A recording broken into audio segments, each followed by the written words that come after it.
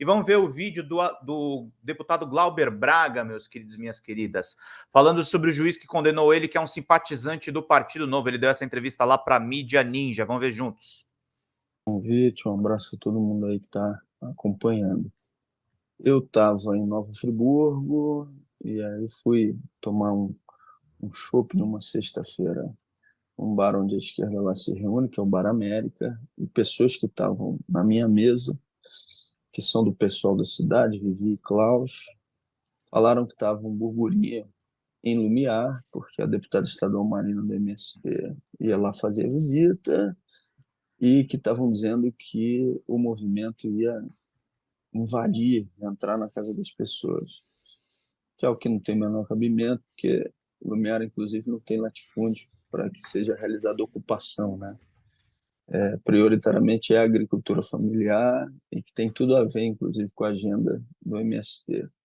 Eu negligenciei aquilo, não dei muita trela, achei que era uma besteira e que não ia ter uma movimentação de reação significativa. Fui cumprir a agenda no dia seguinte, no noroeste do estado. Estava entre Cambuci e Porciúncula quando eu recebi o vídeo no meu celular do que aconteceu com a Marina, né, que foi violentamente agredida. Teve que terminar sua prestação de contas com proteção. Quando eu vi o vídeo, um misto de revolta e vergonha, né? Vergonha porque ela não poderia ter sido recebida daquele jeito de maneira nenhuma, e revolta porque a gente sabe que aquela foi uma iniciativa de 4 caras que espalharam notícias falsas pela região, que movimentaram essas notícias falsas, e isso acabou ganhando uma adesão que não deveria. Imediatamente, não só o nosso mandato, como vários outros, e também movimentos, partidos políticos, organizações, falaram da necessidade de fazer um outro ato em solidariedade à Marina do MST. E foi marcado, então, um ato para o dia 27, né, de agosto, que era um domingo. Era um ato político-cultural. O cantor Leone já estava lá confirmado e várias outras pessoas que iam prestar essa solidariedade. E a Marina num ato de paz. E aí, o nosso segundo erro, porque a gente negligenciou de novo. Aí eu estou falando de mim, né? Um autocrítico. Um cara lá da ação rural, que responde, inclusive, por atos antidemocráticos, entra com uma ação no juízo de primeira instância com pedido de liminar para que o ato não fosse realizado. E o cara deu, né? O juiz de primeira instância deu uma decisão inviabilizando na prática a realização do ato. Eu imediatamente fiz um vídeo, coloquei nas redes, falei, olha, isso é um absurdo, vamos manter a nossa organização ativa e vamos recorrer, que é um direito, né, constitucional. Recorremos, e qual não foi a nossa surpresa quando o Tribunal de Justiça também manteve a decisão de primeira instância.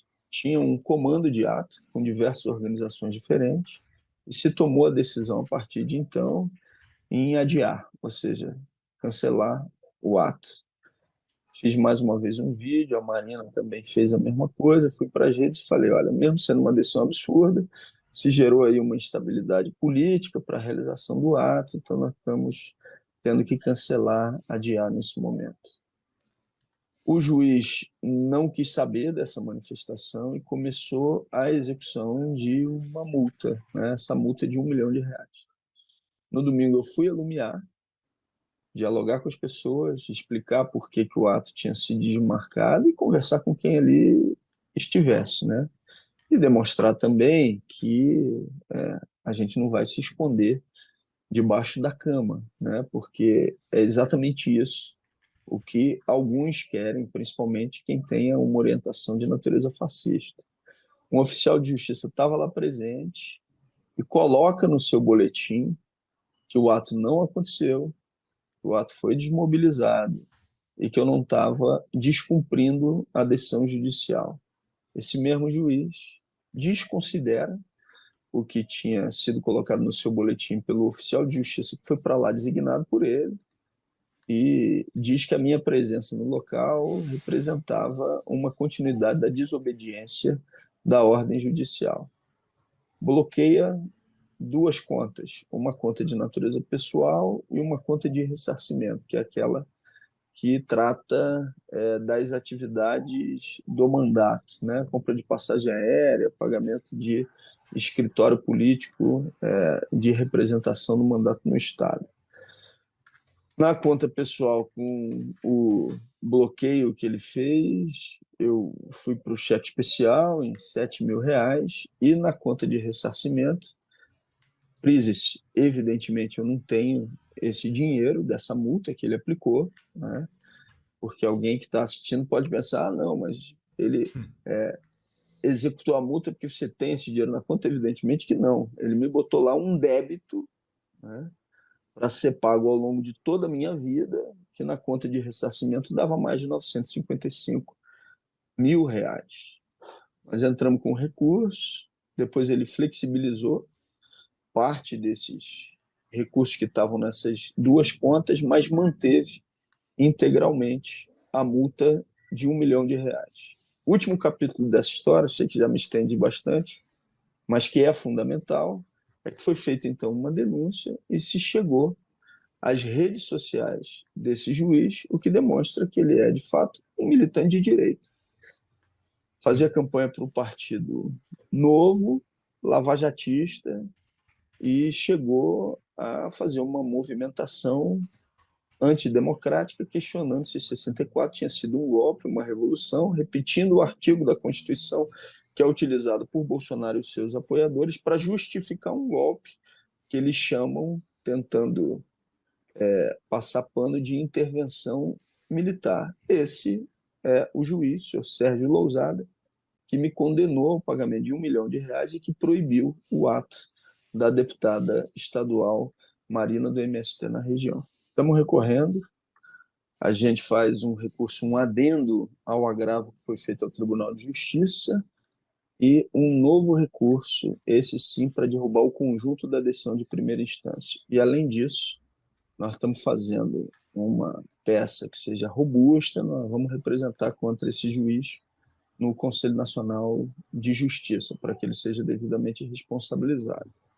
Agora, essa coisa vai se arrastar por mais tempo do que eu gostaria, porque aqueles juízes que já assumiram o caso, quando da discussão da realização ou não do ato, o desembargador e o André Mendonça, no Supremo Tribunal Federal, eles são preventos, ou seja, esse recurso necessariamente vai num primeiro momento para eles. Eles apresentam o seu parecer e depois é que vai para um colegiado. Então, vai durar mais.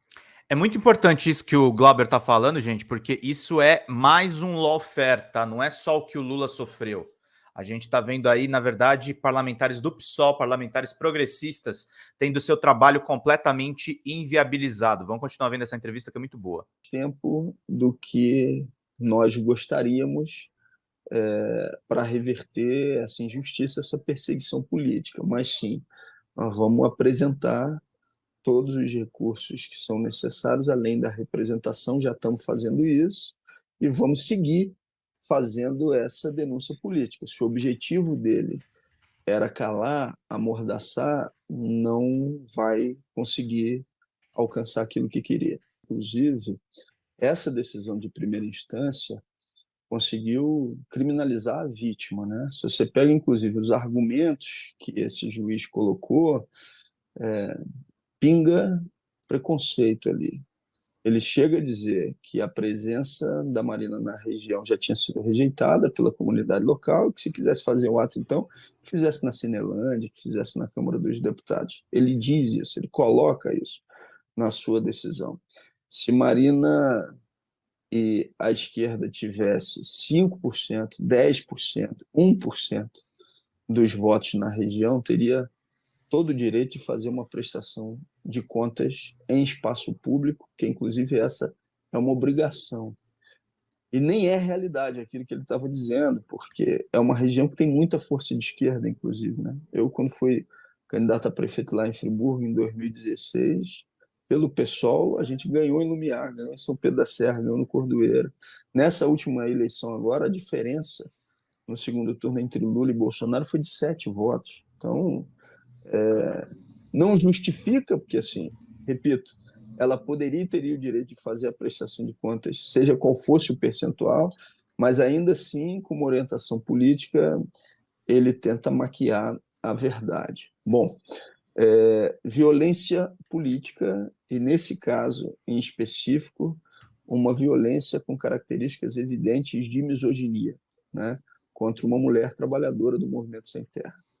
Do ponto de vista institucional, parlamentar e também dos ministérios, como da Justiça, você tem que ter um enquadramento daqueles 3, e nesse caso, ou 4, que foram responsáveis por esse tipo de atividade que procurou fazer com que a parlamentar não pudesse exercer o seu direito e fosse brutalmente agredida, como acontecido. Então, esses 4 caras têm que ser enquadrados.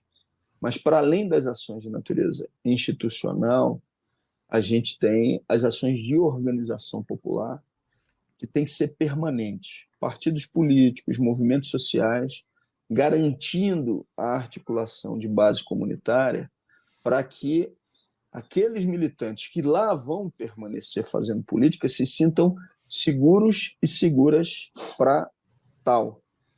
E nisso você tem que ter recurso, disponibilização das estruturas das organizações para fazer política no interior, com núcleos de base permanentes, onde você tem um processo de rotina nessa articulação.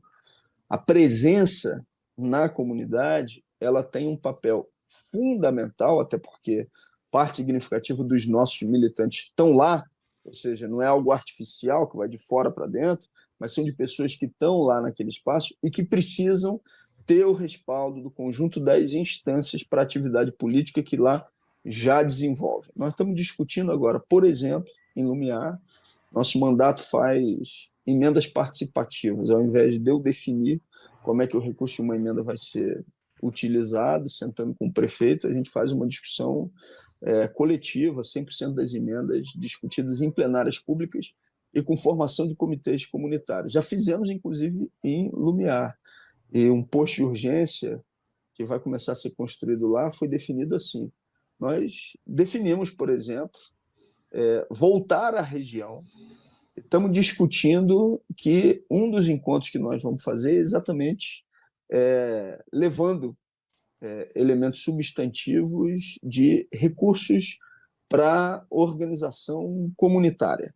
Ou seja, nós não podemos dar um passo atrás, nós não podemos retroceder nas iniciativas que já estão sendo tocadas lá. E nós não podemos aceitar como fato que tentem criminalizar a esquerda para nos expulsar de determinados territórios. Respondendo objetivamente a sua pergunta, eu acho que é um conjunto de iniciativas que passa pela responsabilização firme daqueles que são militantes de extrema-direita e que tocaram essa agressão política contra a Marina ou que tocam agressões políticas contra militantes nas mais variadas regiões do Brasil e organização comunitária permanente com prioridade no estabelecimento de rotina nas regiões para garantir também a segurança e o trabalho de base que esses militantes vão seguir a tocar, independentemente de um ato ou outro que pode ter natureza pontual, mas que é importante,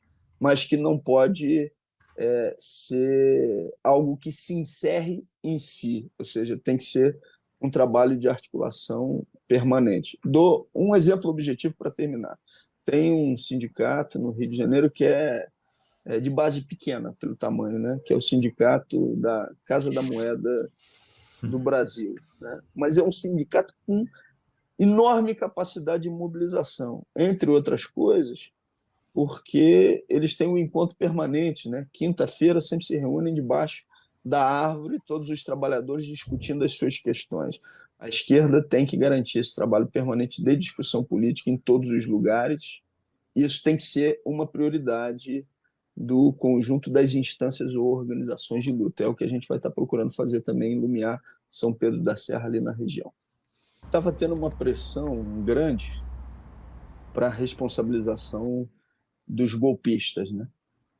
E a mesa diretora segurando o encaminhamento desse processo ao Conselho de Ética, com um argumento absurdo de que só estava encaminhando, no primeiro momento, aqueles que diziam respeito ao que tinha acontecido dentro do espaço da Câmara. Era uma medida simplesmente para adiar, para protelar o encaminhamento de responsabilização dessa turma da extrema-direita.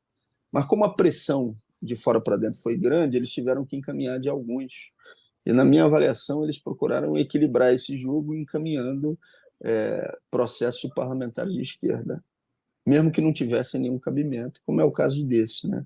Com enfrentamento, uma discussão feita com Eduardo Bolsonaro, que dizia respeito sobre as joias da sua família, e o meu papel como deputado federal e como um deputado militante de esquerda é exatamente fazer essa confrontação, porque senão não tem motivo de ser estar exercendo um mandato que seja amordaçado e que não possa estar fazendo esses questionamentos. Vamos estar fazendo o enfrentamento que é necessário por lá, em condições normais. Esse processo é ridículo, não teria qualquer condições de avançar, mas como a gente sabe que a direita tem um controle sobre os espaços institucionais da Câmara, é importante a gente estar com toda a atenção e dialogando permanentemente com os movimentos sobre o que está acontecendo ali dentro da Câmara. Eu vejo como mais uma tentativa de intimidação que não vai funcionar. Esse caso, por exemplo, do processo no Conselho de Ética contra 6 deputadas é uma ação, uma articulação direta do Lira, que bota os outros para fazerem, mas é ele. Né? Ele quer ter a Câmara no bolso dele. Né? Ele quer ter o controle completo sobre todas as ações que tramitam, que correm por ali. E ali é suco, nesse caso, da representação contra as 6 parlamentares, é suco de machismo puro, né? Porque um conjunto de deputados e deputadas estavam no plenário dizendo que o projeto que trata do marco temporal era um projeto assassino, e eles fazem uma representação exclusiva contra 6 mulheres. Né?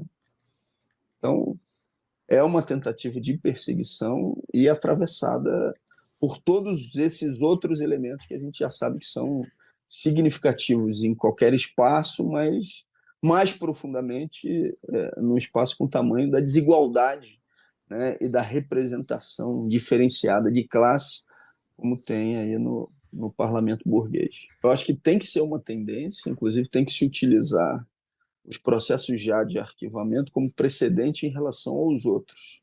Mas, independentemente do resultado ser o arquivamento, até porque tem muita pressão social para que isso aconteça, a intimidação ou a tentativa de intimidação não concretizada já aconteceu.